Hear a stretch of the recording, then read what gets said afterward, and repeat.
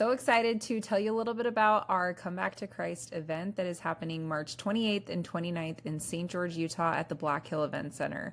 Saturday is already sold out, but we did add Friday. It's an evening event, so it's a condensed version of the event, and we'll have some awesome speakers as well as a panel, so you'll be able to ask some questions. There are a few tickets left, so you're going to want to hurry and get tickets if you are interested in coming. And then also wanted to shout out our amazing sponsors. We could not have put this event on without our sponsors. The tickets are donation based, so the sponsors are really what is making this happen. Mike from mikesAutoShack.com, he is so awesome, and he's been going to the dealer only auction in Las Vegas, and he purchases newer vehicles, some with full factory warranties. He does this for $1,500 above the price of the car. So you can learn all about his auto buying business and how it can save you thousands of dollars by going to his website, mikesAutoShack.com. And then one of our other sponsors is A to Z ISP, and he's an IT consultant and a source for business IT infrastructure needs, from internet and phones, payment processing, all the things. So if you're looking for that, go get in touch with A to Z ISP for all of your business tech needs. Well, Asia, I am so excited to have you on the podcast. When I read your story that you sent in, I was very moved by it. And so I'm excited to be able to get your story out so everyone can hear it. Thank you. I'd love some background about you first. Tell me like where you're from, maybe a little bit about you. Yes, I grew up in Southern California in Riverside, and that's where I joined the church. I moved to the Midwest in about 2004. At that point, I had my third kid. So we moved around a lot between Kansas and Kentucky and Oklahoma. Oh. So we live in Oklahoma now, and I'm a mother of 3 kids. I work for the state of Oklahoma. Awesome. I'm going to school for counseling and therapy. Nice. I mostly love to read. Okay. And that's really all. I like to go hiking, but I'm kind of a homebody with the kids. I love it. Awesome. Well, cool. Well, let's go ahead and jump into your story. Okay.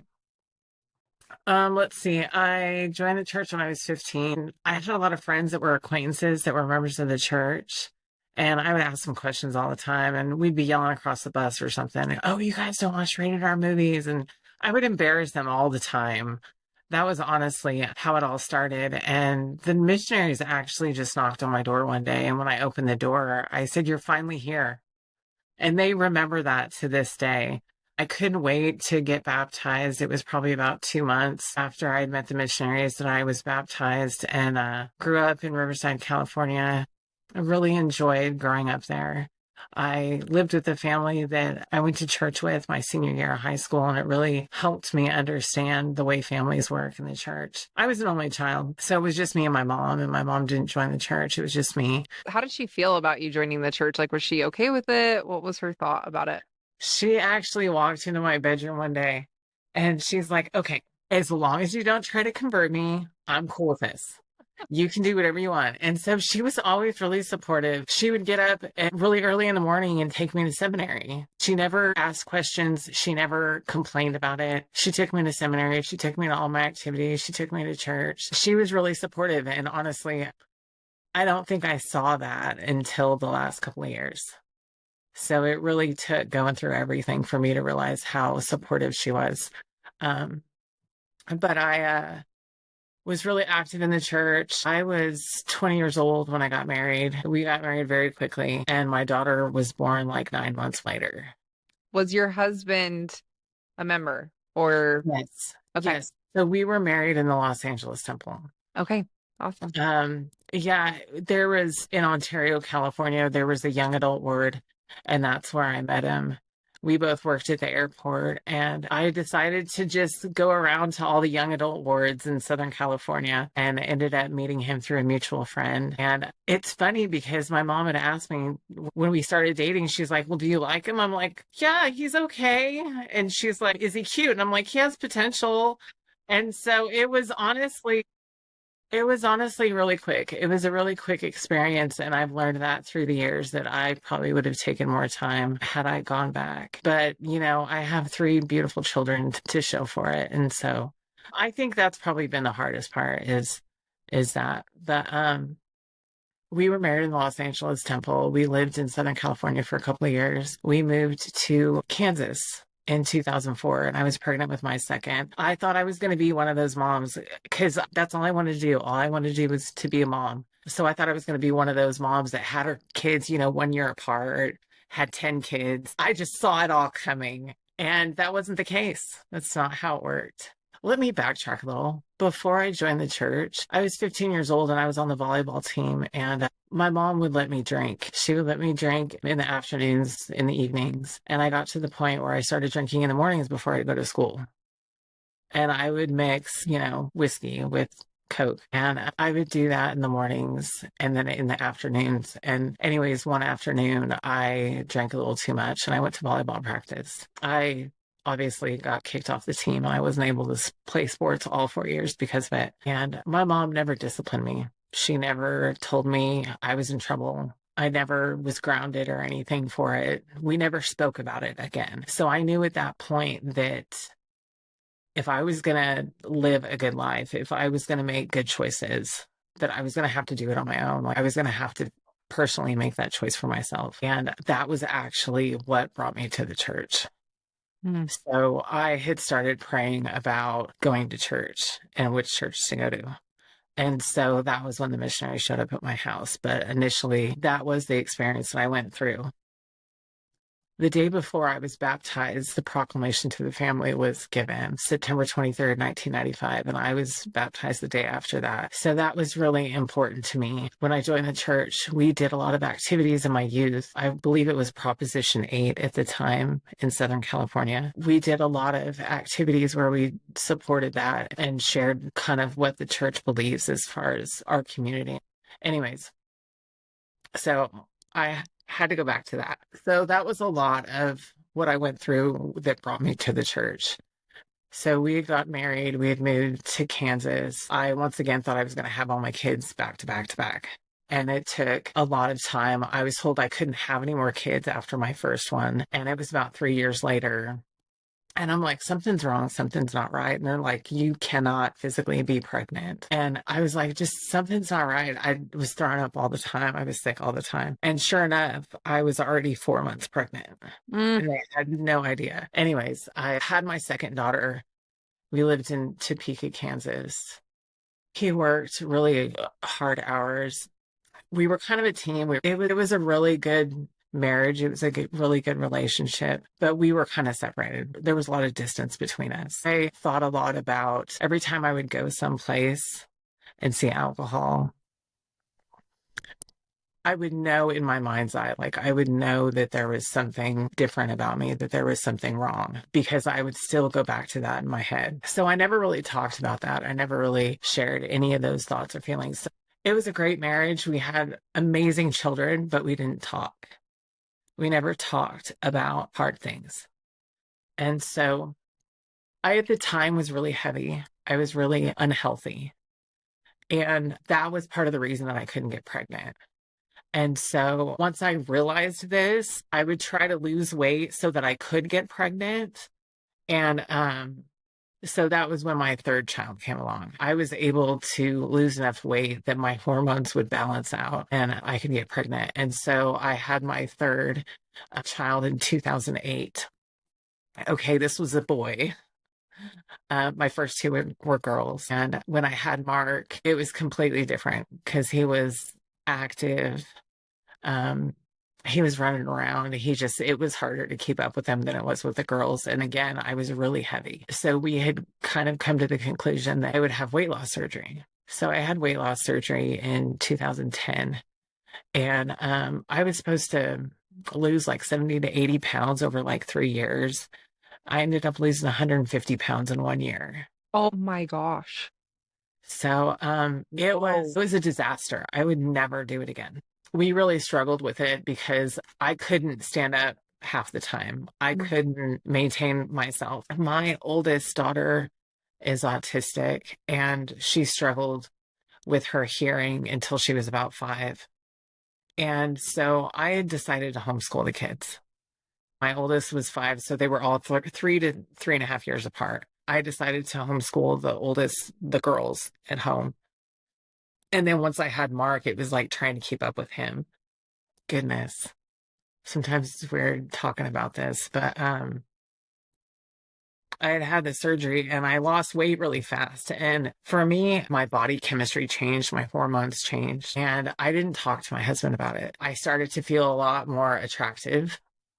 I started to feel a lot more desire as far as myself personally and desire in our relationship, whether it was to be intimate. I never really talked about it. I never really said anything. We decided to start going to the gym. We went to the gym every morning at like 5 o'clock in the morning. That kind of went along with losing the weight really quickly. And I stopped wearing my garments. I look back and I really feel like that had a lot to do with what I went through. Losing that weight so quickly, it was a disaster as far as my health was, like my mental and emotional health, just because I couldn't get any nutrients. Physically, I just thought I was on top of the world. And so I had stopped wearing my garments. It's like my garments didn't fit under my clothes because of what I wanted to wear. You obviously made the conscious decision to stop wearing your garments, but were you guys still going to church, or what was your testimony like? Obviously, you're going through a lot of hormonal imbalance and all these different things, but Ironically, it was the best point of our lives. wow. Um, We lived in Campbellsville, Kentucky. We lived in a branch. I had multiple callings. I taught gospel doctrine. I was in the primary presidency. I did activity days and Cub Scouts with the kids. And then we had a team of like 3 or 4 of us that planned the activities for the ward. And so in this small branch, we had so many callings that there wasn't enough people for them. And it was the time of my life. Like I felt like I was on top of the world. I really did. You've had somebody on here before, and a couple of things really stuck with me. And that was the whole idea of believing blood. And I've never doubted the church. Never in my life have I doubted the church, no matter what I was going through, no matter where I was at. But I really struggled to make the right choices. Like I struggled to make basic choices. At this time, he was working a lot. I was homeschooling the girls. Mark was running around at like 2 years old. And at that point, I lost about 100 pounds. It was the first year after I had had the surgery. I had stopped wearing my garments. I had 3, 4, 5 callings in the church. We moved from Kentucky to Oklahoma, and we moved into a ward rather than a branch. And so it was a little bit larger, not really big, but it was a little bit bigger. And I remember asking my bishop, I'm like, I need a calling. I need a calling. Like I was on this high. I felt like I was on top of the world. And all of a sudden I was like, I need a calling. I need a calling. Give me a calling. And he's like, okay, we'll take care of that. I want to say it was probably about 4 months later, 4 to 6 months later, that I actually got a calling. And again, it was in primary in the presidency. And so I was really familiar with what I was doing. But at that time, I had talked to my husband and said, hey, I want to start working. I wanted to get a part-time job. I used to work for UPS when I was in college. We had a hub here, and I decided that I would work early in the mornings from like 4 a.m. to 8 a.m. And then he would be able to go to work. So I needed to get out of the house. I needed to do something. And so I saw this shift. I wasn't wearing my garments as much as I should. We were still going to the gym every day. This was in the middle of getting a calling at church. And I had asked him if I could start working. And so I got a job. I was really active and I was getting all these muscles. And I developed an attraction for a woman. And I became friends with her.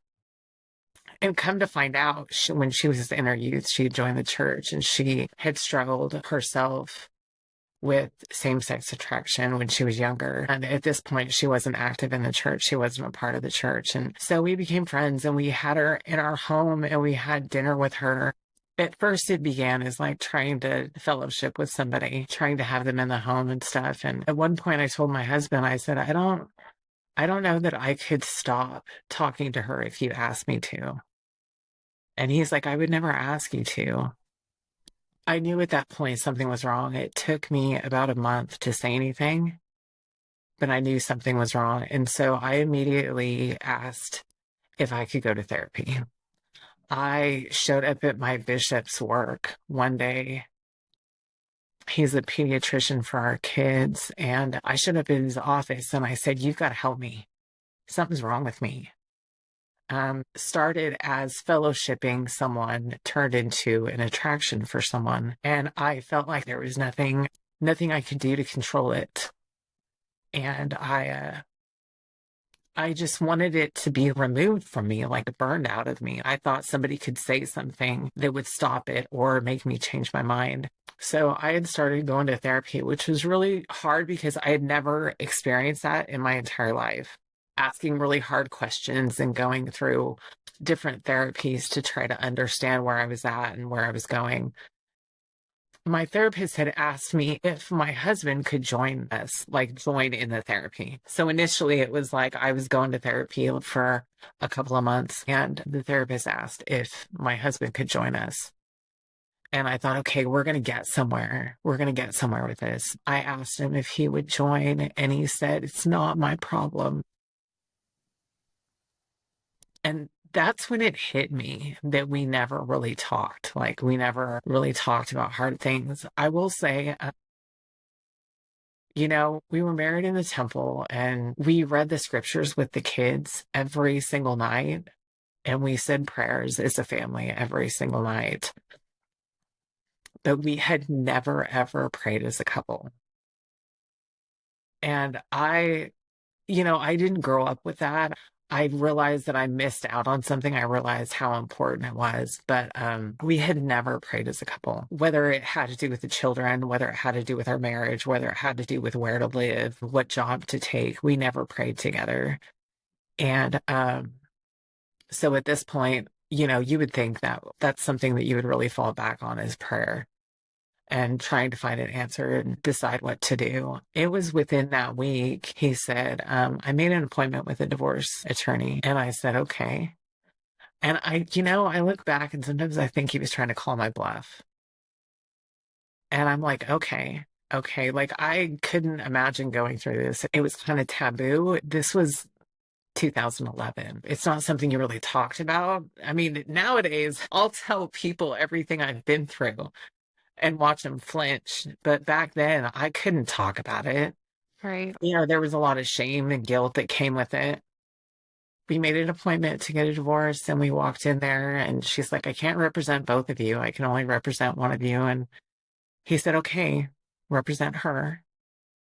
And he walked out of the office, and we planned a divorce in a matter of an hour, and it was finalized within 2 months. We had 3 children. We had an entire family, and we were divorced within 2 months. So how open were you with him about your attraction to this other woman? It took about a month to 2 months before I ever said anything to him. And what had actually happened was we came home from church one Sunday. It was on a fast and testimony Sunday. And I was in the dining room painting the dining room. We had a 10-foot ceiling. And so I had this huge ladder in the dining room and I'm climbing up and down. It took me 2 weeks to do that. I remember climbing up and down that ladder, just trying to keep myself busy, occupied, distracted. And he said, "We need to talk." And that had never happened in 11 years.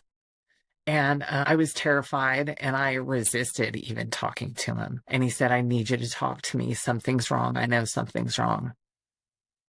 And that's when I told him, I said, "I don't think that if you told me that I had to stop talking to her, that I could." And I had to tell him that I had feelings for her that I couldn't control, that I didn't know what to do. I had no idea how to handle it. That was the end of it. We didn't talk about it. We didn't discuss it. My brother had come to stay with us for like a week, and still there was just no conversation. It was like he went to work every day the same way he did, and I took care of the kids the same way I did every day. And so I went to therapy and we thought that that was really going to help. But once I had asked him to participate, he said, "It's not my problem. I don't need to be a part of this." That was when we decided to get a divorce. But the day that we filed for divorce, It was probably about record time, and I didn't even think about it. And there was a winery right next door to the office, where we got the divorce, and that's where I went. And the rest was history. I ended up having a relationship with this woman.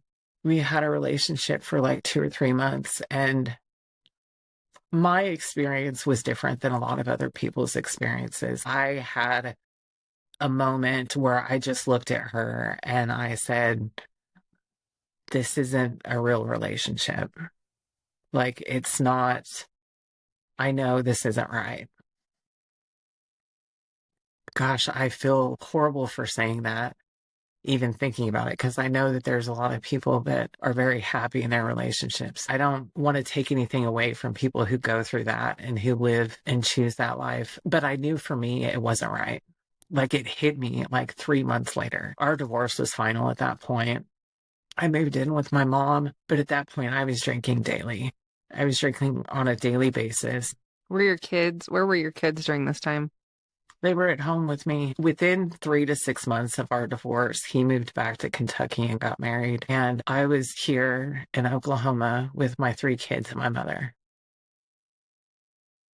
And I was drinking every single day. There wasn't a day that I didn't drink. And I knew, like, I just knew that for years it was something that was inside of me, that it was hidden inside of me. It haunted me. But 3 months after we got divorced, I decided that I wasn't going to have a relationship, and I moved in with my mom. So it was me and the kids with my mom. Within the first year, I ended up getting a house and nothing changed. I was drinking constantly every single day. I had started harming myself after the kids would go to bed at night. I actually, at that time, worked for a member of our ward. He was a chiropractor, and I worked in his office.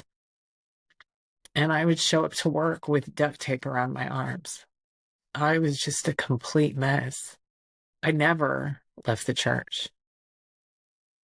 As far as attending the church, 3 months after our divorce, I chose to be excommunicated. I had my records removed from the church, but I never left the church. The next Sunday, I was there with the kids, and my mom looked at me and she's like, I can't believe you're doing this. She's like, you are really strong. She knew that I wasn't going to live as a hypocrite. I do feel like it had a lot to do with the feelings between me and my husband. I do feel like I didn't feel worthy of the church. I didn't feel worthy of being in the church. I didn't feel like I belonged there. I believed it was true. We attended the church every Sunday. The kids had activities as they got older. We never missed out on any of it.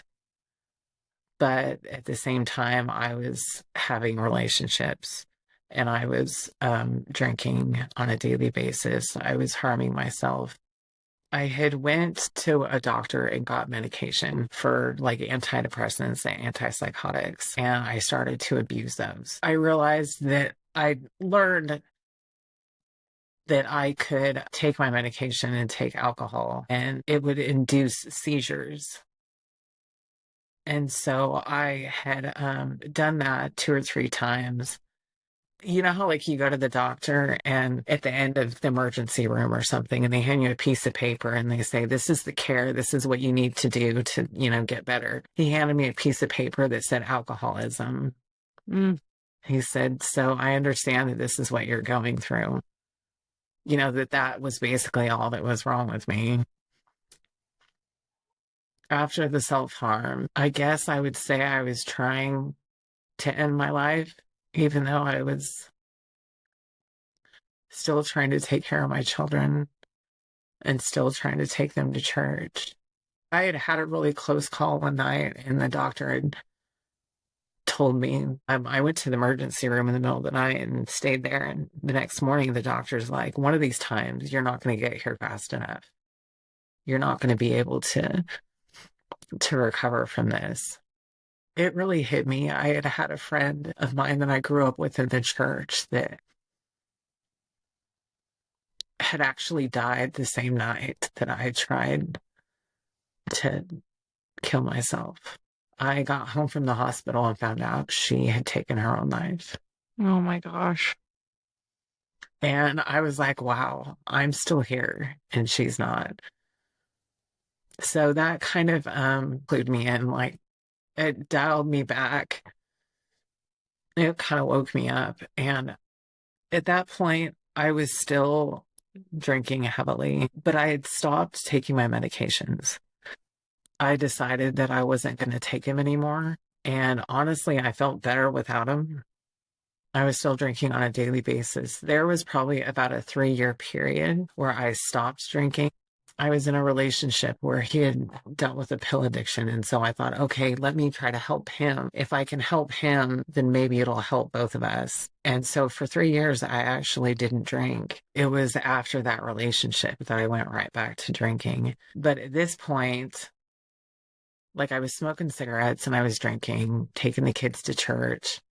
I was working all hours of the day and night. I would work nights one day and I would work days the next. It wasn't alive. And I knew that it was getting to the point where it was dangerous. I mean, I know it had always been dangerous, but it got to the point where I wasn't sure if I was going to make it through the rest of the week. I started to have feelings about coming back to the church. And I was like, sure enough, I can kick these habits. Sure enough, I can just stop. And I realized, like cigarettes, yeah, that was a hard one. That was a really hard one. I got to the point where I stopped smoking, and I think it was like 2 weeks later, and I just kind of fell off my rocker. I did finally get to the point where I would just cut it in half and then cut it in half again and then cut it in half again as far as smoking cigarettes. But the alcohol, I would go through the most ridiculous means to try and stop drinking. I would leave my debit cards at home. I would give my kids my debit cards. I would try to find a different way to go home from work. I would try to change my schedule in any way that I could to keep from drinking, and I realized I couldn't do it. It was still happening every day. I started taking part in the addiction recovery program about 3 years ago. And so we live in kind of a rural area. And so we did it by Zoom calls with some missionaries in the Tulsa area. So we did that on Sundays. I was still drinking now. I was still drinking through it all. I didn't have like a physical place where I could really go, addiction, or to say, hey, I really have a problem, like something's seriously wrong. And my bishop knew that I was trying to come back. At home, we have a calendar in the kitchen, like a dry erase board. And I came up with the idea. I said, let's put a heart around every day that I don't drink. And so me and the kids would actually actively try to keep me from drinking. What was it like with your kids going through this? How did your kids respond? Tell me a little bit about that. They were very forgiving and they were very supportive. Me and my kids have always been best friends. I would come home and we would have dinner and I would start drinking. We would end up in my bed talking about silly things that probably, because I've always been kind of stiff. When I would drink, I would loosen up and we would sit there and talk about growing up.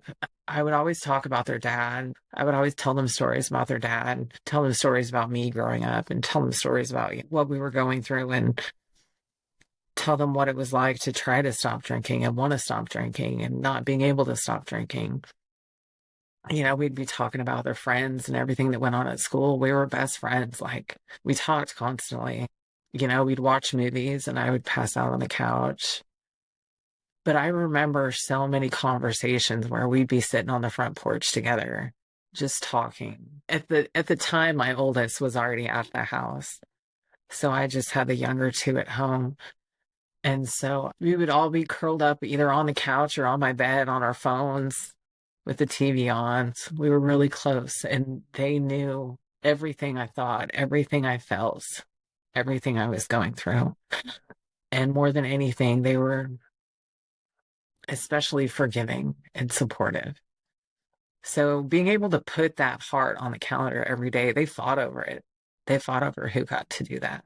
So there was a period where there was more hearts on the calendar than there wasn't. And then there was a period where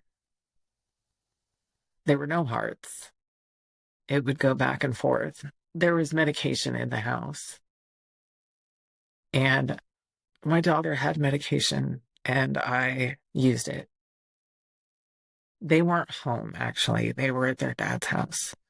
It was a Tuesday night. I passed out and woke up Thursday morning. Oh my gosh. I couldn't use my arms and I couldn't walk. Like I couldn't lift my arms up.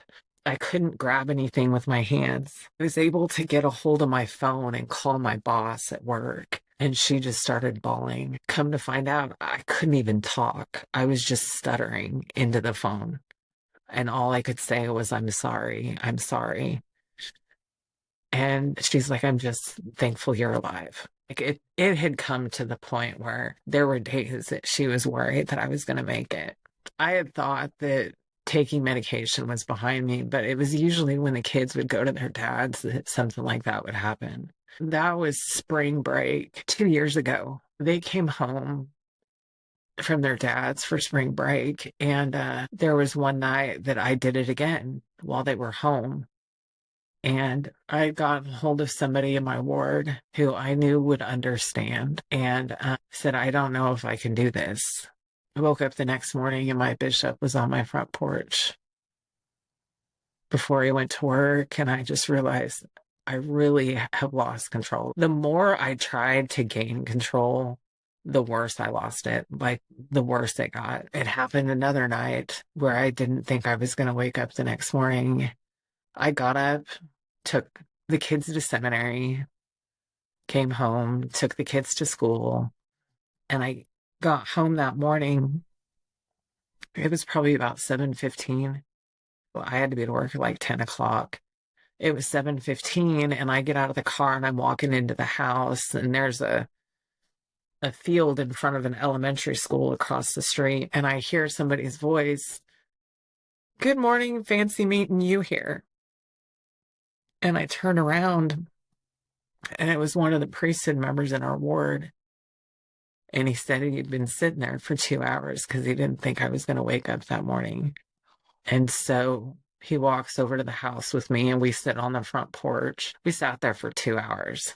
We sat there and he just let me talk, and we just talked and talked about how hard it was, times when it got better and times when it got worse. And we actually made a plan with his family that we would have like a group text that if I wanted to start drinking, that I would text them.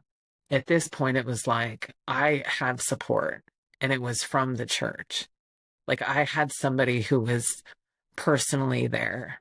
He said, you just text us when you get off work and let us know you're on your way home. And then when you get home, just text us. If anything happens, if anything goes wrong, you tell us. I want to say this was a Monday, right after General Conference. General Conference was that weekend. I did really good for 2 days. And then on the third day, I had to take my son to a dentist appointment in Tulsa. So we live in a really small town. So it was like an hour and a half to drive out there. So we went to a dentist appointment and we came home, and I thought everything's fine. Everything's fine. And I had an appointment that afternoon at 4:30 to go to my doctor. I was basically just going to say, I'm an alcoholic. What can you do? Like, what can you do for me? When I left to go to that doctor's appointment, I had thought to take my daughter with me. And I didn't. And I went to the doctor's appointment, and she had given me gabapentin and said, you can't drink with this. And I'm like, oh gosh, this is serious. And so I took the medication home, and on the way, I bought 2 bottles of wine, and I came home and I locked myself in the bathroom. And I called this family, and I told her, I said, I tried, I really tried, but I didn't make it home without it. I'm in the bathroom. And she said, I'll be right there. She lives an hour away. And she drove straight here, and she sat in the bathroom with me for like an hour. And we just talked about what we were going to do and how we were going to do it. Had you started drinking in the bathroom or? Yeah, I was through 1 bottle by the time she got there. She got there and she's like, "Can I take that?" And I said, "No, you cannot." And she sat there while I drank the bottle. And she just said, "Okay, we have to decide right now what we're going to do." And that night, I decided to take a leave of absence from my job and I was going to stay at home. They took away my keys, took away all my debit cards, and I took a leave of absence from work. 2 to 4 weeks, I took a leave of absence. And the next week, I had a meeting at church, and I walked in, and every single person from every presidency in our ward was sitting in there, and the bishop was sitting there, and he said, "I'm sorry, I didn't tell you why we were coming here, but we have to decide now what you're going to do."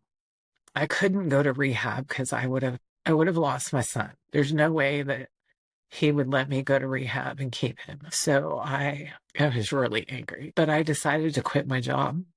We have a location for AA here in town, and they have multiple meetings.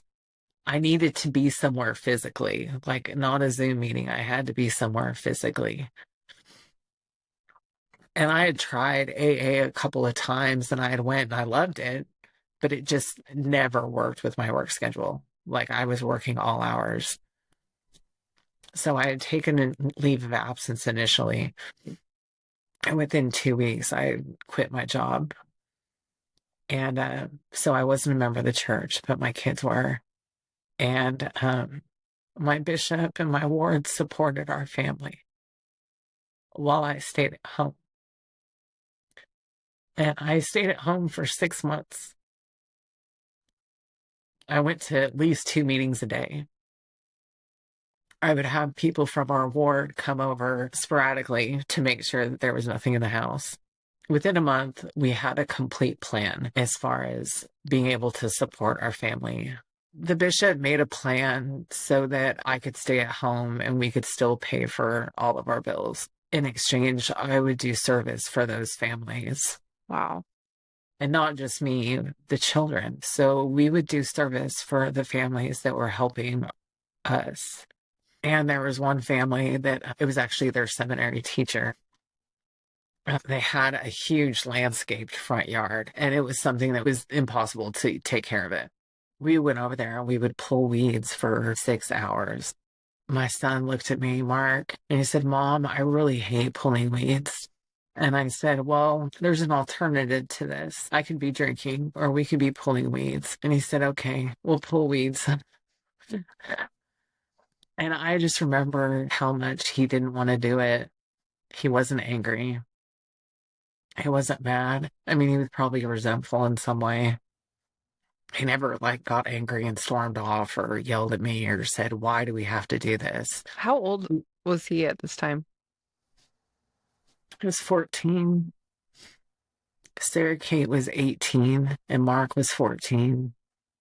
He was still the age where, he still thought his mom was the greatest thing on earth. I think that changes right around 14. But yeah, he was a freshman in high school and Sarah Kate was a senior. She was about ready to graduate. So at that time, I had given her my car keys and she was able to drive the car every day. And I was staying at home and I was going to 2 meetings a day and I would have somebody come and pick me up and take me. And I did that for the first 6 months. And over the years, I had always wanted to work for the state with DHS, with child welfare. I always wanted to do social work. Well, I didn't have a bachelor's degree. And so I didn't think we could do that. I didn't think it was possible. And at exactly 6 months, I had been a part of this seminar on remote working from home. I went to the seminar and they basically train you on how to do remote work from home. And there were a bunch of national companies that they had access to. And I was there, it was a week long, and I was there for 2 days. And they said, "What barrier do you have from having the job that you want?"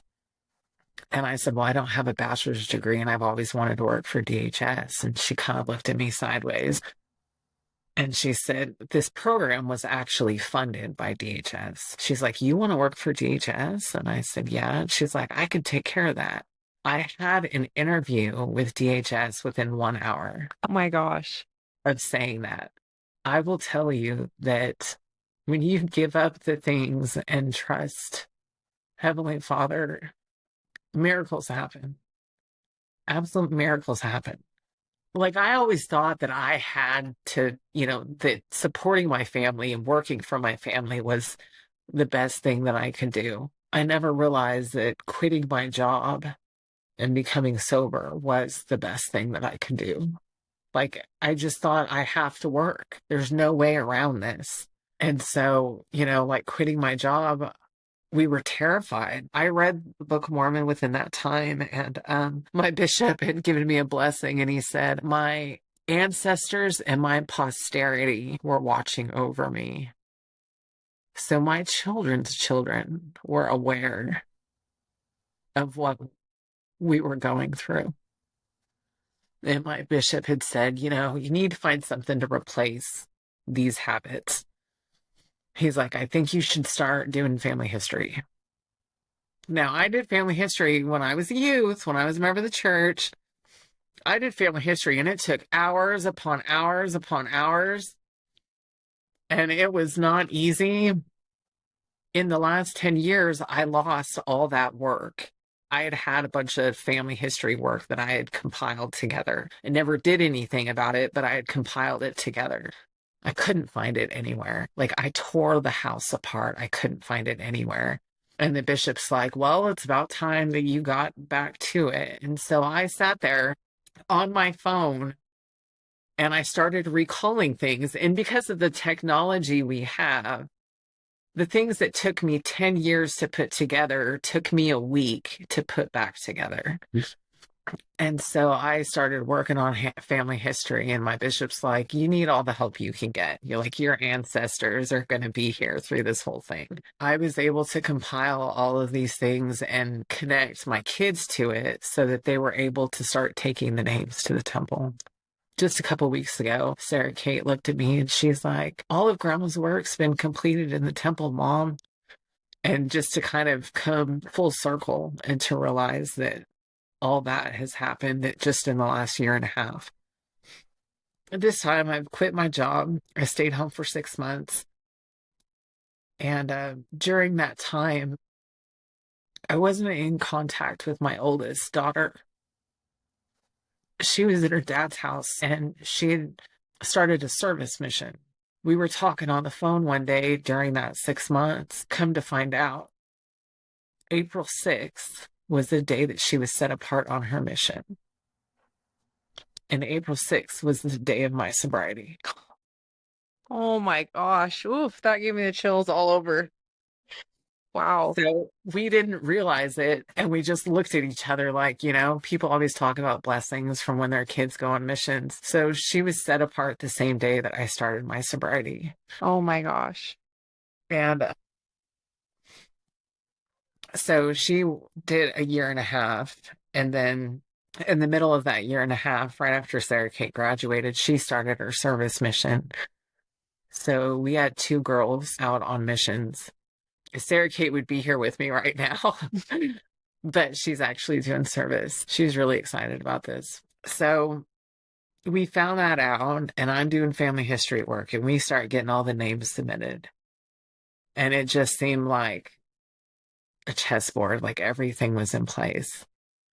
And I was able to sit down with my bishop and my stake president, and we were able to make a plan for me to be rebaptized. I was still trying to go through the ARP program, and I was still going to AA. And then after I go to this seminar, I got my job on the spot. Wow. And I work from home. And Mark wouldn't have it any other way. He loves the fact that, before, they never knew when I was going to work, when I was coming home, if I was at work. Mm-hmm. The whole find my location thing was really useful. So now, every single day, I'm at home. And every single day, he comes home and he comes in my room and we talk about his day. I never imagined what I would have now. My sobriety date was April 6th. And then it was the following year on February 18th, I was able to get rebaptized just before my 1 year sober. Now we are looking forward to receiving my temple blessings back. So that's just around the corner. It's been almost a year since my baptism, and then it'll be 2 years in April that I've been sober. I honestly can't imagine my life any other way. I can't imagine being that person. Like, that has actually been removed from me. I'm not haunted by it. I know that I've been forgiven. It's almost like you know now what a change of heart feels like. It is so, it's like tangible, like you can touch it. Mm-hmm. Mm-hmm. It's not just one of those stories that you read about, like you've realized that you've lived it. Mm-hmm. There's a quote by Boyd K. Packer, and he talks about spiritual disorders. And he talks about how we have emotional and mental disorders and how we can't really tell where one stops and the other one ends. But that within that, there's spiritual disorders. That really hit me one day when I was reading, when I was staying at home, realizing that being removed from my garments, being removed from my temple marriage, being removed from the church, that I was really just fighting to get back. Like, I've never doubted the church. I never doubted that that's where I belonged and that's where I should be. But I just really struggled with making those choices. I even see that day to day now. I feel the temptation, for different things daily, whether it's anger or whether it's eating something that I shouldn't. I realize now that that it was a spiritual disorder and not just mental and not just emotional, but that I was really fighting my way to get back to the gospel. Like, I knew where I belonged. It's like you have a God-shaped hole in your heart, and you're trying to like fill that hole with alcohol and pills and relationships and all these things, but like nothing can fill that God-shaped hole except for God. That's it.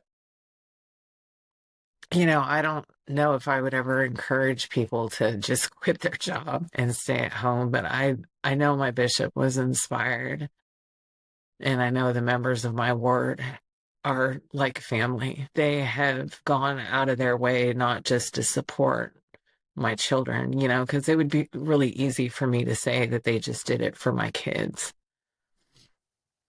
especially after all the stuff that I went through for the last 10, 12 years. But I realized that they did it for me as well. And when you feel that amount of love and that amount of faith, the ability to make those choices, once again, the ability to study the scriptures, the ability to pray morning, noon, and night, just grateful for my sobriety, it becomes so much easier. Realizing that you have that support, that presence that's around you on a daily basis. I know I've always had it. I never chose to receive that. Like, all the blessings that we have are in front of us. All the blessings that we have are around us. We have the ability to receive them. It just depends on what we choose. I love that.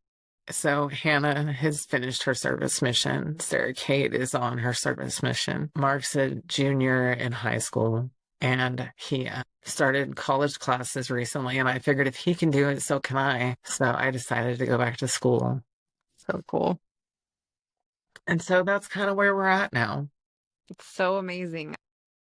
This story is such an illustration of the most beautiful part about the church on this earth. And that is, I mean, like, there's people who say that church culture is X, Y, and Z, and they don't want to come back to church because they feel judged. But your story is the most beautiful illustration of how beautiful church culture can be, and how, despite, all the human qualities that we all contain, and we all mess up sometimes, and we all do something that probably offends somebody, and we all do these different things that, because we're not perfect and we're always messing up, but despite all of those inadequacies, we show up for each other. And as people on this earth, that is what we do. That's why we're here, is to take care of each other and to bring each other back to the Savior. And your word sounds absolutely just incredible. And I'm so grateful that you came on and shared your story today. Your story is absolutely amazing. And thank you so much. Thank you. I appreciate you. I was at the Oklahoma City Temple, and Sarah Kate had went there for a mission activity. When I was standing outside the temple, there was a woman who was in charge of this huge service project for the missionaries. This is like 200 missionaries. And she's like, "You want to help us? You want to help us?" And I'm like, "Sure." So I jump in to help her with this service project. And she's like, I hadn't even said anything. And she's just like, "Tell me your story. Tell me about yourself." And that's when she had shared your podcast. And she's like, "I never miss it." And I, for the life of me, don't even know her name. But there are these two women who are like, "Oh, we never miss it. We never miss it." And they're like, "You should really listen to it. You should really listen to it."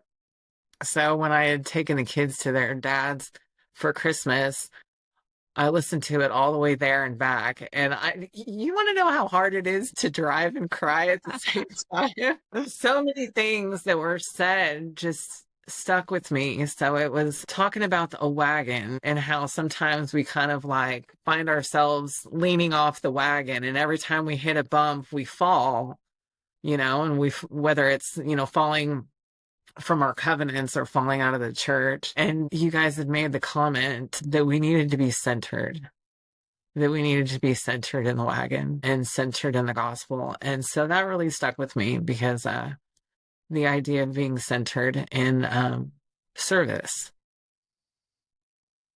and being centered in our words, I see how that has truly changed our family and our lives. I thank you for that.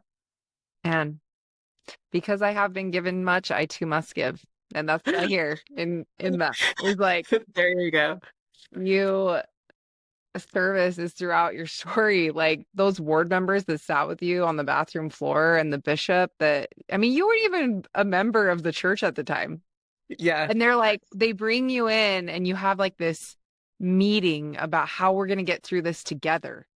Like that is the most beautiful thing I think I've ever heard. And oh my gosh, I got the chills all over.